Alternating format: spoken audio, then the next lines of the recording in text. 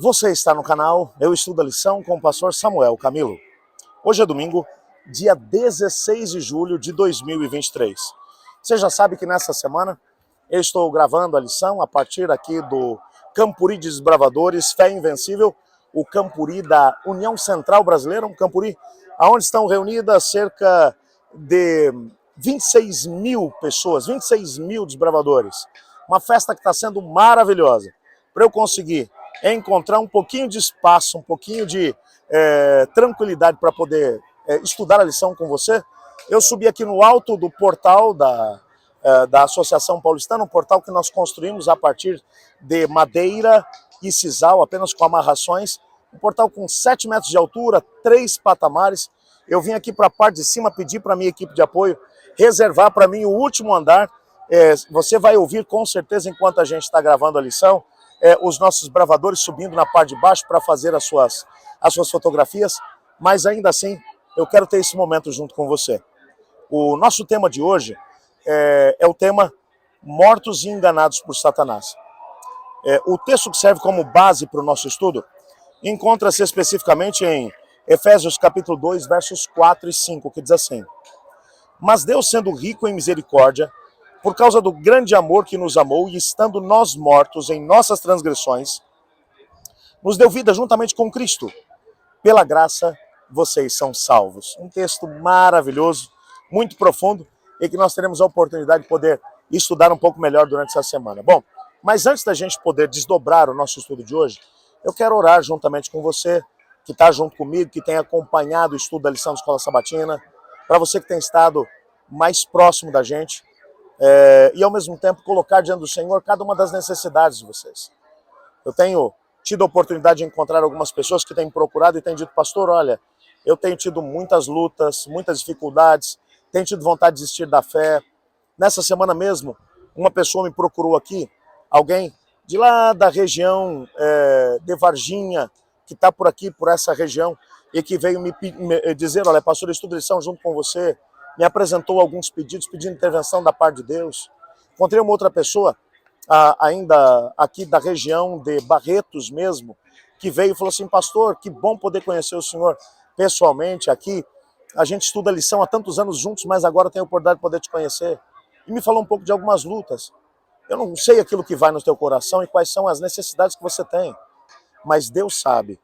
E eu queria colocar a tua vida nas mãos do Senhor.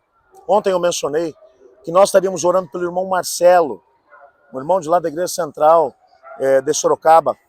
É um irmão que me foi apresentado, ou que o caso dele me foi apresentado pelo meu amigo, meu irmão, pastor Humberto Magalhães, um grande amigo, colega de ministério, que tem enviado através do grupo que ele tem de comunhão diária, ele tem enviado as lições da Escola Sabatina para esse querido irmão, e ele tem estudado comigo já há algum tempo. Bom, Marcelo, nós estamos orando pelo senhor também. Sabemos que o seu caso é grave, é sério, mas o Senhor Deus está contigo. E nós vamos orar para que a mão curadora do Senhor Jesus venha sobre você. Te convido para poder se unir a mim nesse momento de oração. Obrigado, Senhor Deus, porque temos a certeza do teu cuidado. Na lição dessa semana, o texto que estamos estudando menciona que pela graça nós somos salvos. É pela graça do Senhor que alcançamos as bênçãos, não é porque merecemos. Por isso colocamos diante do Senhor cada uma das necessidades que temos, na certeza que o Senhor vai ouvir cada pedido e vai responder de acordo com a tua vontade. Pai, por favor, tenha misericórdia de nós e ajuda-nos a viver esse momento contigo.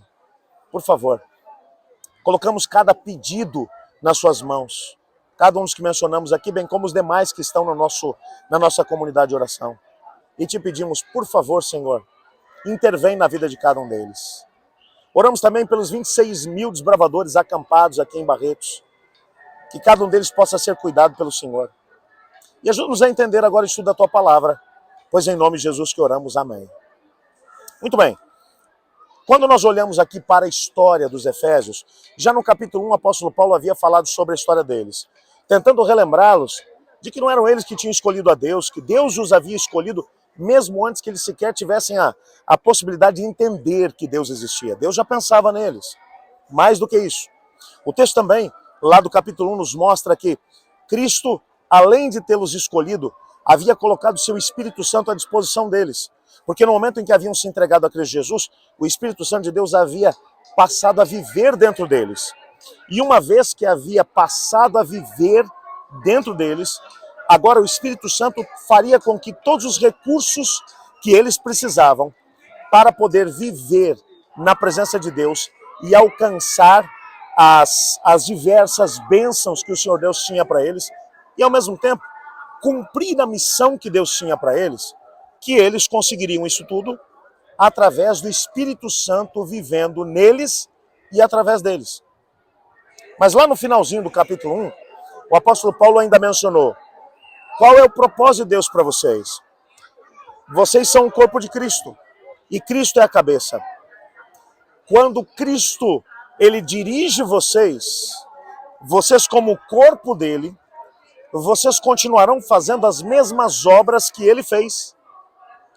Através de vocês ele vai continuar agindo, ele vai continuar ensinando, ele vai continuar salvando, ele vai continuar redimindo, ele vai continuar resgatando, ele vai continuar agindo como ele agiu quando esteve caminhando pelas estradas poeirentas lá de Israel. O que Paulo está dizendo é que como corpo de Cristo, nós podemos juntos continuar o trabalho que Cristo desenvolveu enquanto esteve aqui. Mais do que isso.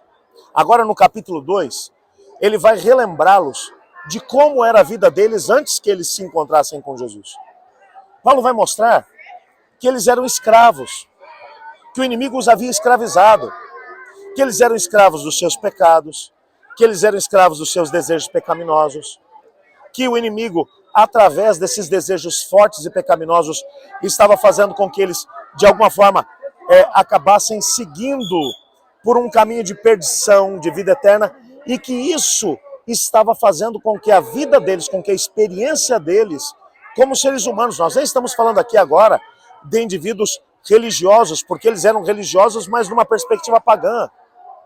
Adoravam deuses, viviam numa experiência ocultista, mas agora Deus vai dizer para eles o seguinte: olha, é o seguinte, meus amigos, vocês estavam vivendo como escravos do inimigo. Então vocês não tinham a felicidade no casamento de vocês, nos relacionamentos interpessoais.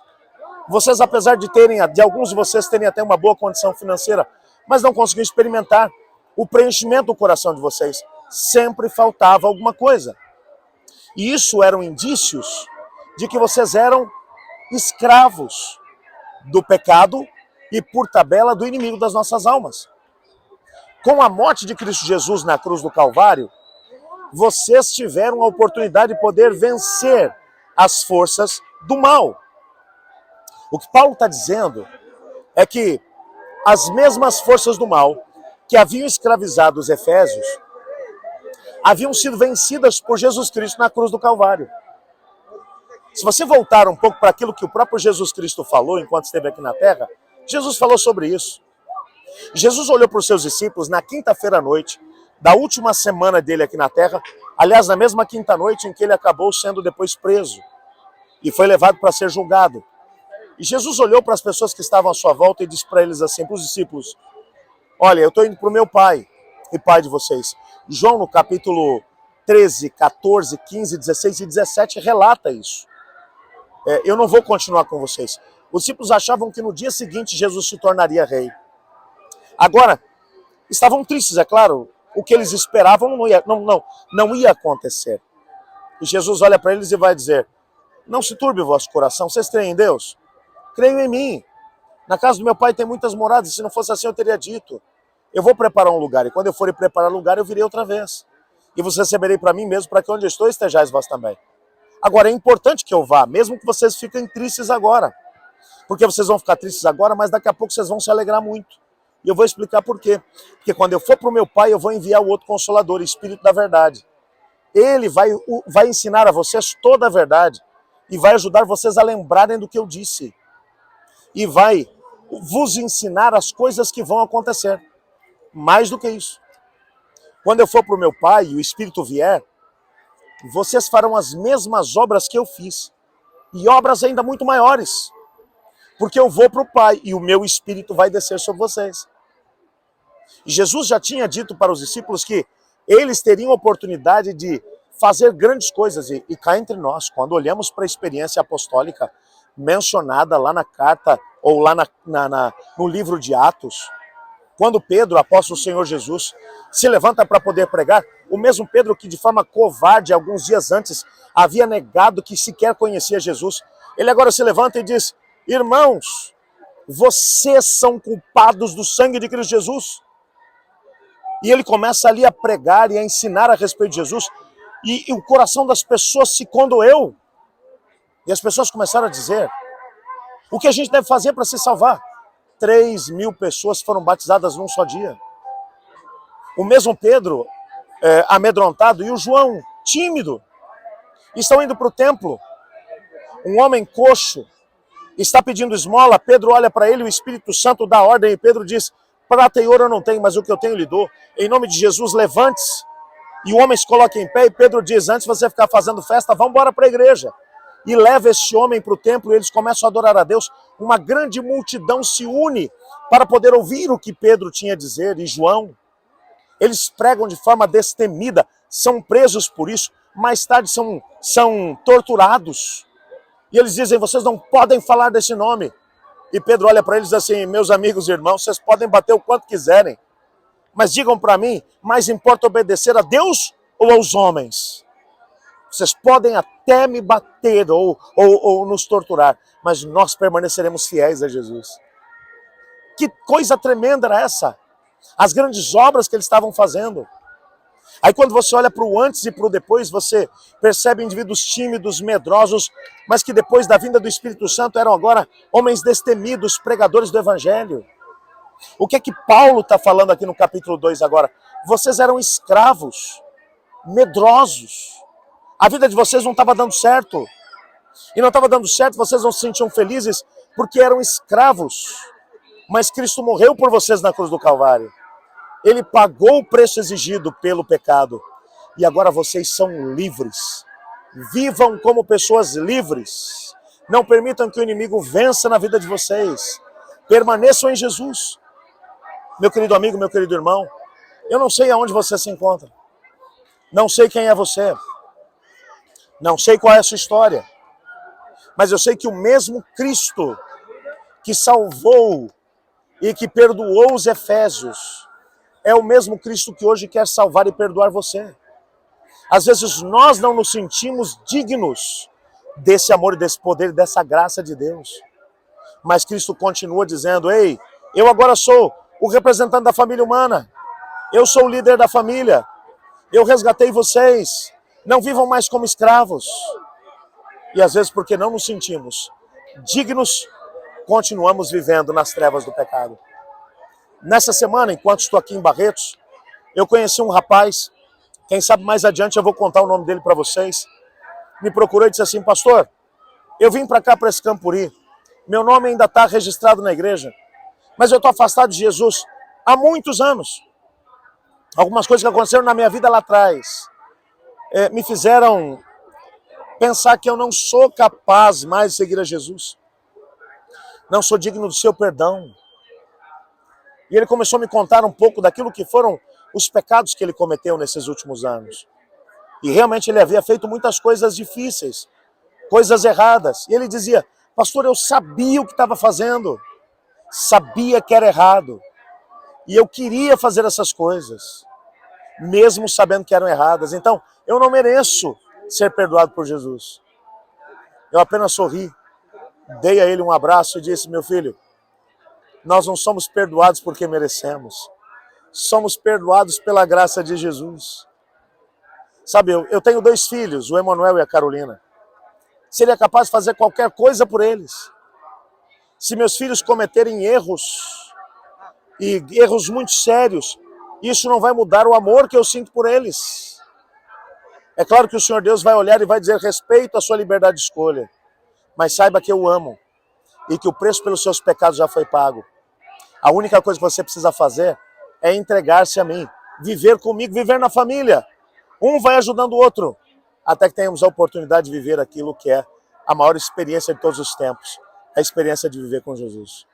Quando ele voltar nas mansões eternas, E então aí sim estaremos cara a cara com Ele, para todo sempre nas mansões celestiais. Hoje a gente pode senti-lo junto conosco, mas muito em breve teremos a oportunidade de vê-lo face a face, cara a cara. Eu quero viver essa história, mas para vivermos essa história na eternidade, precisamos experimentar a graça de Cristo hoje e permanecer com Cristo, porque ser escravo, nunca mais. Deixar que o pecado nos domine, nunca mais. Nossa vida tem que ser dirigida por Cristo. E ponto final.